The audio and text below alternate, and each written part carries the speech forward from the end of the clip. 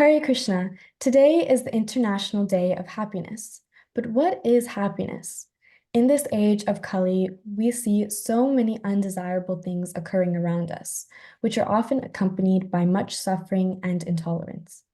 We live in a world where we can get almost anything and everything with just a click of a button, and we want everything fast. Oftentimes, it feels like patience is on the decline. So, how can patience help us in our path to happiness? My name is Divya Pota, and on behalf of the ISKCON Vaishnavi Ministry, I thank you all for watching this special segment. Today, I am thankful for the opportunity to talk to Her Grace Syama-Mohini Devi Dasi. Syama-Mohini Devi Dasi is a disciple of His Holiness Niranjana Swami and has been practicing Krishna consciousness for over 25 years. She and her husband joined ISKCON Boston in early 1997, where she served as a Sunday school teacher for almost 2 years before moving to Arizona in 2006. Syama Mohini Devi Dasi has served at ISKCON of Phoenix in various capacities, including Temple VP and Director of Education. She is a council member and continues her service as Sunday school teacher. Being a businesswoman and having a background in human relations has helped her serve in different initiatives at ISKCON of Phoenix. She oversees Women in Krishna Consciousness Initiative and the Invest in Our Children program.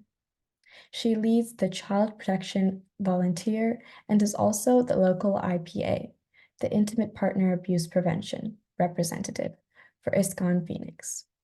She is a member of the IPA task force as well and also serves as the secretary for the Vaishnavi Ministry North America. Thank you so much for taking the time to talk about happiness. Hare Krishna. Thank you very much for having me over. And it seems that we have everything to celebrate every day. And we should also be thankful to celebrate the opportunity that we get every day to be alive. So thank you. Thank you, Mataji. So let's get started. Lord Krishna says in Bhagavad Gita, verse 13.21, Karya karana karakritve hetu prakritir uchate purusha sukha dukkhanam bhokritve hetur uchate. Translation: Nature is said to be the cause of all material causes and effects, whereas the living entity is the cause of various suffering and enjoyments in this world. So, how would you define happiness? So happiness could be defined as the absence of misery. We need to understand that both happiness and misery are temporary, just like spring, summer, fall, winter. We could say that I'm the happiest person of the world in the world, and maybe so for a short period of time. But then again, what is the source of that happiness? Favorable conditions do not mean happiness. We find in Srimad Bhagavatam, the 7th canto, that the materialistic activities are always mixed with 3 kinds of miserable conditions: adhyatmic, adidevic, and adibodic. These are miseries inflicted by body and mind itself, those miseries inflicted by other living entities, and natural disasters. So no matter how much human beings pretend to be in control of everything, all we'll need is Mother Nature to show her mighty force. And there's nothing we can do to prevent it. So even if one achieves success by performing any activities, what is the benefit of the success? We will still be subjected to birth, death, old age, disease, and the reaction of the productive activities. So we need to see what are, or define favorable conditions as happiness and unfavorable conditions as misery. But the real happiness is when you feel satisfied in your heart. And so, what are some favorable and unfavorable conditions? Say, when you do act of kindness, right? When you uplift someone, when you help remove somebody's miserable condition, as devotees or aspiring devotees, we should develop empathy. How could we have this in others in pain? And there are unfortunate people actually who derive a pleasure by seeing others down. But it is not happiness or pleasure, because envy is not an opulence, it's not a value, but rather an anartha, a bad habit that will bring us down. So real pleasure is when our heart melts because we have done something good. And the best thing that we can do is to connect to the source of all that happiness, who happens to live in the heart of every single living entity. Who's that? Krishna, right? When we connect to the source, everything is automatically energized.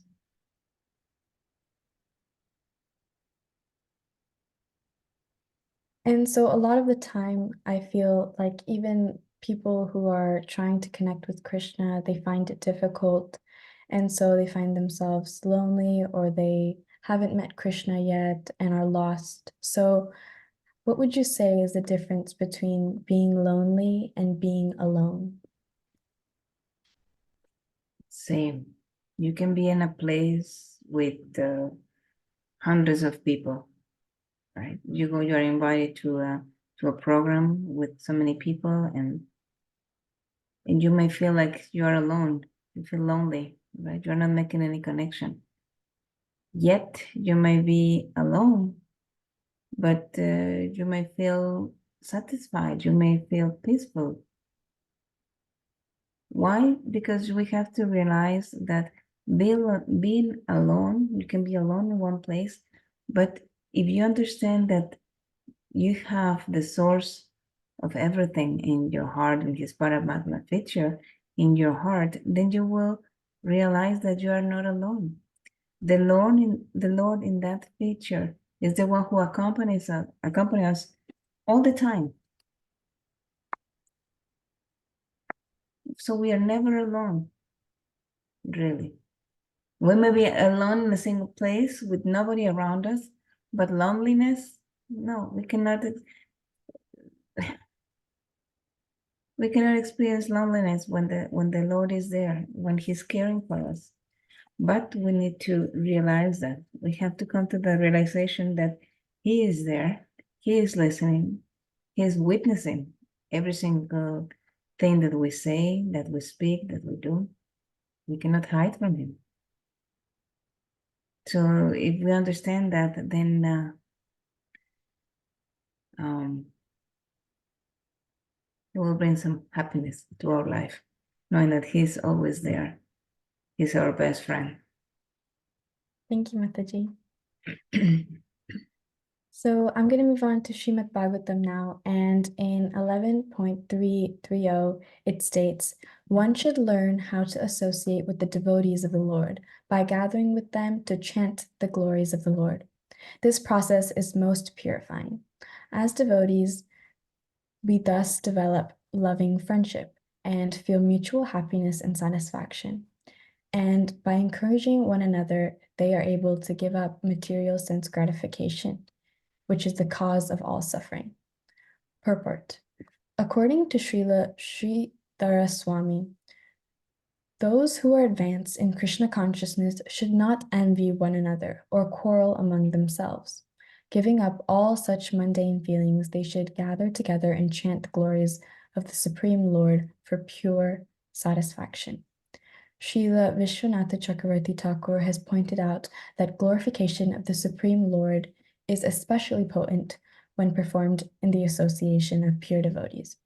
When devotees engage in Sankirtana, chanting the glories of the Lord together, they experience the highest transcendental bliss and satisfaction. So, how do you interpret this verse and purport? And can you recall any specific moment where devotee association has increased your happiness? Yeah, well, first, there are two parts to your question. The first one is the holy name is so powerful that just by uttering such name will remove the anarthas accumulated for years and will allow us to connect to the Lord, who is eagerly waiting for us. And once we are back to Godhead, we will never return. So no more birth, old age, disease, death.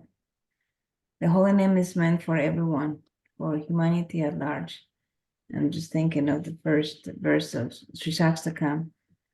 Chetodarpanam arjanam bhavahata valinirvapanam Shreya kaidava chandrika vitanaram vidya badu jivanam Anandam buddhivardhanam pratipadam purnamritasvadanam Sarvatmasna param param vijayate Sri Krishna Sankirtanam. So let us be victory to the chanting of the holy name, which can cleanse the mirror of the heart and stop the miseries of the blazing fire of material existence. So in that verse, Lord Chaitanya Mahaprabhu is telling us all the wonders of the holy name, and he himself has given us this secret, this ingredient for eternal happiness. He came to inaugurate the Sankirtan movement for humanity at large, and to spread his mercy in the form of the holy name. So once we are ready to and able to receive this nectar, our anxieties will be gone. The chanting of the holy name is always victorious, even in the material world. It is not a coincidence that Lord Chaitanya himself gave these instructions. Chaitanya means living force. So he, who is the living force of the entire creation, has given such important instructions for the benefit of humanity, out of his love, out of his mercy. So again, that should bring us happiness. He wants to relieve us from all pain and suffering. So real happiness comes from within, not from outside. Although we may call happiness to a temporary absence of misery or temporary forgetfulness, okay? Like a student who is quite stressed because of his exams, his studies, etc., decides to go to a movie or somewhere else to get distracted. Then, while he is temporarily lost in that virtual space, he forgets the reality, his exam, his whatever he's dealing with. But the moment that movie is over, the moment that program is over, he comes back to this material reality that I have this, I have to study, I have to cook, I have to drive, I have to pay taxes, I have to do so many things, right? So those who indulge in drinking may think that, oh, that's so pleasurable, I'm so happy. And but then the following day, they are so miserable. Yeah, and we know that like community always like oftentimes like amplifies our happiness. And so in this case, why do you think that devotee association has such a big impact? Oh, association is key. Devotee association is key because It helps us strengthen our faith, and it helps us navigate the oceans of material existence. It helps us navigate this Kali Yoga. This is an example that I often use. Imagine we are all at the beach, right? And you have big waves coming at you. If you are by yourself, a wave will easily come and drag you, right? You may try to fight it, but if it is a very strong, the current is very strong, you will be gone. But now just imagine if you're holding hands with devotees, and everybody's holding hands, then you will have this huge chain. And the wave will come, and we may momentarily, go down. But you have one hand here and one hand here. It's going to be pulling us up. It's going to tell us, no, you're not going to be drowning in this ocean of nescience. You're not going to drown. You're going to come out, and you're going to be victorious because you have the Holy Name with you. And we are your well-wishers. It's important. Srila Prabhupada always signed what? Your ever well-wisher. There's so much meaning on those words. Because we should always be with wishers for all. And guess what? When we wish good and we are well-wisher for others, that in itself brings us happiness. It brings a smile, right? Have you noticed, like, if you see somebody with a frown, if you smile at that person,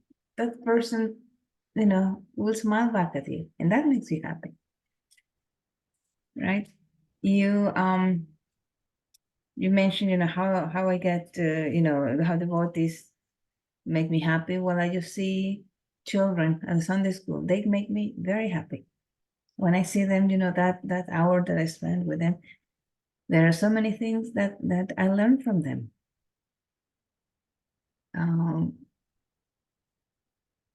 It's everything is in giving that we receive.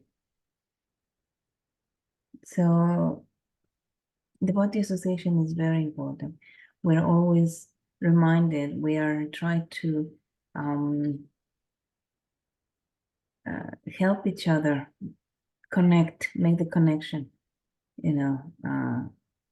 being inspired by Guru's instruction, and how to have a practical application of the teachings have been given to us. Yeah, and in my experience as well, I feel that devotee association helps me stay steady on the path of spiritual progress, because sometimes I feel unmotivated, but seeing my peers, I want to go to the temple and do kirtan. I want to go and listen to lectures. I want to get the, darshan of the Lord. So thank you so much. And that is actually, it's faith, right? That's your faith. And that is an ongoing process. So it's not temporary. That is not temporary. That is that you will keep on watering. It's a seed that you're watering, right? And it's a constant, because that is not on the material realm, but it's on the spiritual realm. And spirituality, that is the eternal, that is the real deal, that is eternal. So devotee association is going to help, again, strengthen that faith. See, my Guru Maharaj says that devotees, it's okay for devotees to feel helpless, but not hopeless. And that's very important, because there will be so many times where we are going to be feeling helpless, right? But we are hopeful that the situation is going to improve. We are hopeful, we have hope So what is that hope? That hope is faith. And understanding that, okay, it's not only when things go well that I believe that God is there, or that I'm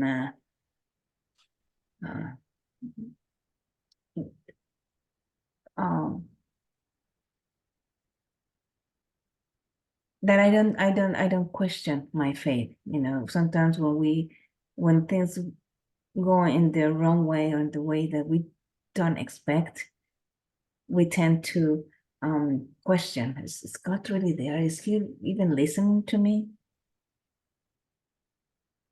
Then there is not really faith, because that's conditional faith. I believe if I get what I want. I believe if. So if there's an if, then that's conditional. Then that is not real faith. It's just a business transaction. And business transactions sometimes will make us very miserable. Sometimes it will make us happy momentarily. But the love of God is going to really make us happy. And we should aspire for that. And again, be kind, just like Lord Chaitanya was so merciful with us, you know. And Srila Prabhupada, he went through a lot, but he was always happy. You see him, you know, and dancing and chanting, and you know, he was happy to see everybody taking up Krishna consciousness, because he knew that this happiness is not on the material platform. It's a real deal. Thank you, Mataji. I mentioned before that we live in a world where we can get everything with the click of a button, and we get everything fast. And oftentimes it seems like patience is on the decline. And so in Bhagavad Gita, verse 10.34, Krishna states, Mrityur sarvascha haraschaham vibhavascha bhavishyatam kirtir bhakcha narinam smritir meda ditir kshama. Translation: I'm all devouring death, and I am the generating principle of all that is yet to be. Among women, I am fame, fortune, fine speech, memory, intelligence, steadfastness, and patience. Purport. The 7 opulences listed, fame, fortune, fine speech, memory, intelligence, steadfastness, and patience, are considered feminine. If a person possesses all of them or some of them, he becomes glorious. If a man is famous as a righteous man, that makes him glorious. Sanskrit is a perfect language and is therefore very glorious. If after studying one can remember a subject matter, he is gifted with a good memory, or smriti. And the ability not only to read many books on a different subject matter, but to understand them and apply them when necessary is intelligence, meda. Another opulence. The ability to overcome unsteadiness is called firmness or steadfastness, diti. And one is fully qualified, yet is humble and gentle. And when one is able to keep his balance in both sorrow and in ecstasy of joy, he has the opulence called patience, shama. And so with this, I want to ask, how can patience help us in our path of happiness? Patience. As you very well said, this is the time for instant gratification. We have no patience. We want groceries or the latest thing and just click, and the next day or the same day, your package has arrived. So not only for instant gratification, but we don't even have patience to make a call or to have a proper conversation. So communication, the way we knew it has changed, has been replaced with various forms of social media. And it is sad, because in the process we are becoming more humanoids and less humans. Empathy is in the list of extinction, and so are the values that would actually help us to lead a healthy and a happy life. Patience will help us embrace whatever situation we are in and will allow us to think or check our priorities. Okay, it will help us take a moment to retrospect, to be grateful. Here's another important value, to be grateful, right? When we are grateful, we feel happy, because if we are able to count our blessings, we are indeed blessed. Again, favorable and non-favorable situations will be there, but it is the way we accept them, we navigate them, and that we might just be able to be afloat in situations and situate ourselves in favorable situations, or understanding that we can only try to do our best, but the results are not up to us. Everything depends on the Supreme Controller. So patience is very important, because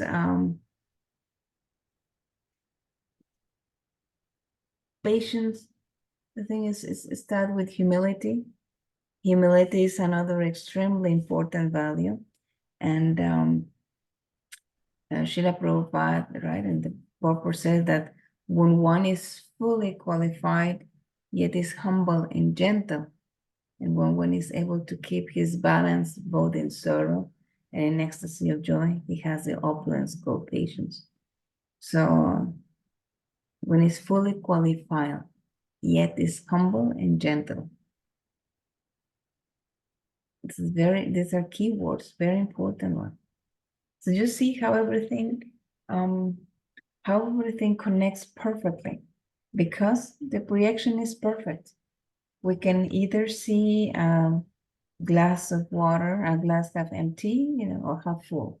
It is our perspective. So are we going to have a positive call or a negative call? Which one will make us stay positive, and which one will bring us down? It's an individual perspective, and we develop patience. It's not easy. We lose it very easily. But it's important to work on that, and to teach our youngsters also to develop patience, train them. Because not everything goes like that. When we plant a tree, we plant a seed today and we want the tree tomorrow. It's not possible. You need to plant the seed, water it, make sure it gets enough light, wind, right? That we care. That's important. For everything that is going to be tied to happiness, there's a caring disposition, a caring element. Thank you, Mataji. And so you described patience so wonderfully, and I want to know if you have any tips that you can share with us to be the most patient that we can. Oh boy.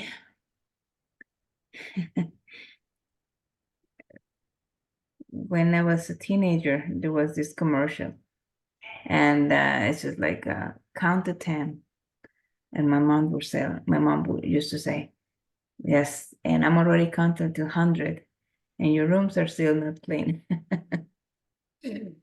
So to be patient, probably just take a deep breath and think, if this moment, that I'm about to lose my patience, is it worth losing my patience? Is it worth losing my mind over this issue? Can I pick my battles? This is really important, or it is not. And I'm going to lose my sleep out of XYZ. What's important, prioritize and filter things. It's very difficult. Sometimes we happen to, bite our tongue or hold your thoughts. Look at the consequences. Balance. If I react in this way, what the consequences will be. If I react in this way, what will the consequences be? So it's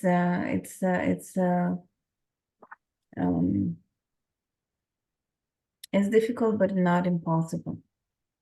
Again, if we have the right intention, if we have if we care, because at the end, what do we want? We don't want to cause trouble or pain to others or to ourselves, right? We want to make sure that we have a balanced life. And so when we can develop patience by saying like, I care. This is really not, something that I don't want to engage. I look at the bigger picture and try to remain calm and just think, is use our intelligence to see the difference. Lord has given us intelligence, so let's make sure that our intelligence is the one that is going to guide our mind, and our mind our senses, and not the other way around. Because when our senses run our mind is loose, then the mind is not going to listen to anything. And I definitely agree that patience, it's from within. And so Krishna is guiding us, but it's up to us to, cling on to those things. Like you said, choose our battles. And so I want to know why you think patience is an opulent quality of a devotee.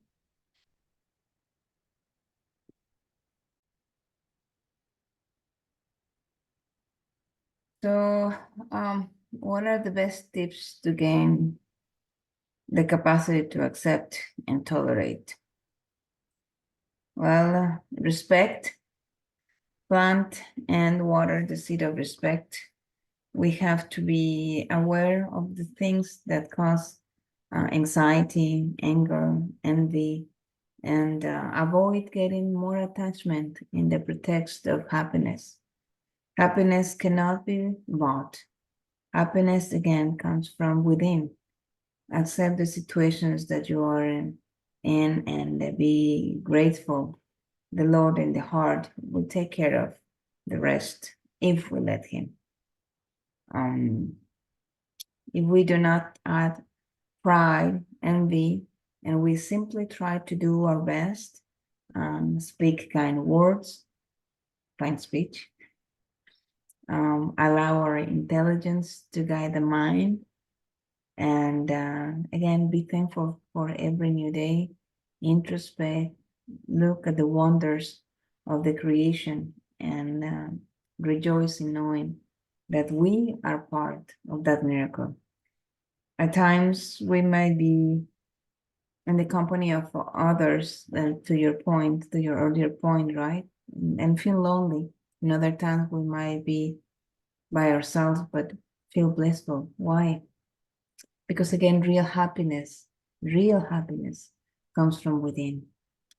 And we will experience even greater happiness when we are well wishers to others, when we share the positive, just when we are in Harinam, right? Sharing the holy name with others, Rath Yatra festivals, right? But when we disrespect or hurt others, we will not be very happy, and Krishna will not be very happy, because Lord Kapila very clearly instructed that one who offers me respect but is envious of the bodies of others is therefore separatist, never attempts peace of mind because of his inimical behavior toward other living entities. So I want to talk about happiness. And why is he saying that? Because he is in the heart of every living entity.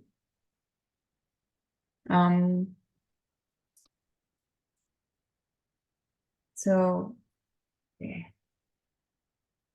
Try to get inspiration by sincere service, by the sincere service of others, even if there's only one person serving sincerely, that should be enough motivation to come and assist. And when we are thankful for the opportunity to be of service, that is a great source of happiness as well. So we find inspiration everywhere. We just need to be attentive and find inspiration instead of finding faults. When you're finding faults, you tend to be so negative. But when you find good things, stay with the positive, work on the positive, then you will gain so much more. You can also learn from senior devotees who have knowledge and the experience and who are also well-wishers. As a matter of fact, maybe you know that we're having the a Bond of Love interview series at the Vaishnav Ministry North America. And this is a special interview program where female disciples of Srila Prabhupada are interviewed based on their memories shared in the book A Bond of Love, which I have over here. A Bond of Love, I don't know if you can see it. And so in these interviews, their disciples are sharing very beautiful exchanges with Srila Prabhupada, instructions, very inspiring. And just see how happiness from services and moments that they experience at that time have had an impact in our lives. For example, again, Rath Yatra, right? We're very happy when we participate in the festivals, seeing Lord Jagannath and all the devotees coming, and whoever is there coming and pulling the chariot. And it was actually Malati Prabhu, the one who, in a way, brought Lord Jagannath to Srila Prabhupada. A very sweet story there. So from that simple moment to know we have experienced real happiness, that is a constant happiness. Why? Because we put Krishna at the center. And if we keep Krishna at the center of our lives, everything will be perfect because he is the all attractive. Years ago, when I was a young mother and I was struggling to take care of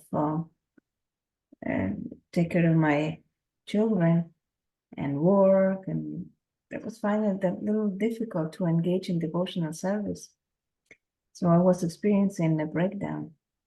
But then Ananga Manjari Prabhu shared something with me that made me realize that that was my sadhana, and that I should embrace it and do my best. And I found joy later on. We have to accept it. So like I'm miserable and one day is happy, I got something good and I'm happy. And then as I got ice cream today and I'm very happy eating my ice cream, and the moment is over, I'm so miserable. So have to learn how to keep balance even with that thing, right? Because real happiness again is on a spiritual platform is eternal. So And you talk about keeping Krishna in the center and how we should incorporate patience when we're doing so that we stay forever, truly happy spiritually. On the top of my head, I can think of two exemplary women who have had tremendous patience, but were they happy? For example, I'm thinking about Queen Kunti and Mother Gandhari. Could you expand? well, both incredibly intelligent and strong. The word Kshatriyas. Right? Only people with such strong faith, you see, faith, could withstand anything. And they went through a lot, through a lot. I mean, Gandhari Devi, to the point of blinding herself, to share the fate of her husband. Talk about patience, tolerance, right? Kunti Devi, I mean, once the Mahabharata was over and Krishna was about to leave for Dwarka, what did she do? She didn't say, oh, thank you for these things, now you're leaving. She said, like, although in distress, she said, I wish that all those calamities would happen again and again so that I could see you again and again. Something happened to us and we're just like, oh my God, it looks forever. It takes forever. When is it going to be over? And here Kunti Devi saying that she wishes that all the calamities would be there so that she could see him every day. We tend to remember the Lord, of course, when we are in distress, right? Mostly in distress. But if we remember him also in terms of happiness, every day when everything is okay, that will help us keep our faith strong. Again, being grateful. I think being grateful and being happy goes hand in hand because otherwise we'll be drawn to a lot of negativity. If we find faults, if we find more faults than good things, we should really do a little introspect. What is missing in our life? We have to be thankful for what we have, but also for that we do not have. And what is going to make us, at the end, make a connection with that is eternal. Jump in the right, board the right boat, the one that is captained by Srila Prabhupada. And this eternal connection that we have, it starts early, a lot of people say, with your mother. And so it is often said that mothers are children's first spiritual teachers. And so how and why do you think that this is true? Well, it's true. Srila Prabhupada confirmed that in the Vedas, it says that the first guru is the mother. And it does make sense, a mother is the first educator in our lives.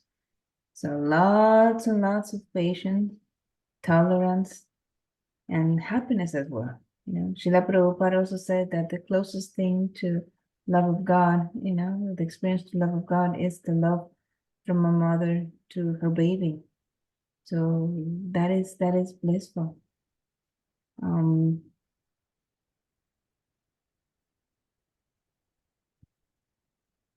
Especially since children, all they do is observe the people around them. And so I think that mothers are a great role model. Yes. There's nobody knows like a mom, right? There's only mom, a mother knows, this the cry of the baby, whether they cry, what are the need of the baby, that the mother understands. And it has to be, we have to make sure that the child is protected, that is guided, So that is the first dose of discipline is given by the mother. And by discipline, we understand it's not being chastisement. Okay, discipline means the tools, that is going to all the tools require to educate the child, right? Discipline comes from disciple from student, learning. So all that is a discipline. And you see, we can focus on the holy name, read, analyze, and apply the teachings to our lives. We do not live in Vedic times. This is Kali Yuga, but we could certainly take advantage of the Vedic knowledge and implement it to according to time, place, and circumstances, just the way Srila Prabhupada gave it to us. You know, we can chant and be happy. We can have the ingredients of austerity, mercy, cleanliness, truthfulness. What is that? 4 pillars of Dharma, right? Plus, no meat eating, no gambling, no intoxication, no illicit sex. 4 principles. And if we do not assume things, if we speak the best and kind words, do our best, have a proper communication, we might just find the recipe for a peaceful, balanced, and happy life. Because we will have the connection with that. That's as long as we have the spiritual connection, we will be okay. We will understand that, okay, this also will pass. Even when we are feeling the most miserable, again,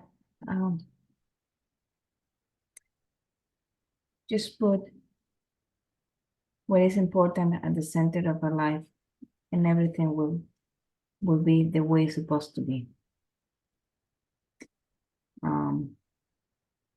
We wish we could be happy all the time, smiling all the time, and that we can make others smile. When we think about sharing the goodwill with others, that in itself is happiness. As I said before, I truly believe that is in giving that we receive. When we give something, when we give love to our children, when we give a smile to somebody, and that somebody smiles back, that makes you happy. That makes your day, because you were able to at least bring a smile to that person. Thank you so much, Mataji, for sharing your wise words. Yeah. This was a really enlightening conversation, and I really learned a lot. Thank you so much. No, thank you. Thank you so much. I know this was a very impromptu program, but hey, we share what we try to practice every day. We are not perfect, but we will always try our best. Always remember that the Lord is in our heart, and all we have to do is just try to share the goodness, try to share all the positive energy that we can. This world is getting very heavy, but we have the power to make it lighter. Okay, so thank you so much. Hare Krishna. And like you always say, always remember Krishna and never forget Krishna. Never forget Krishna. Thank you so much. Take care. Hare Krishna.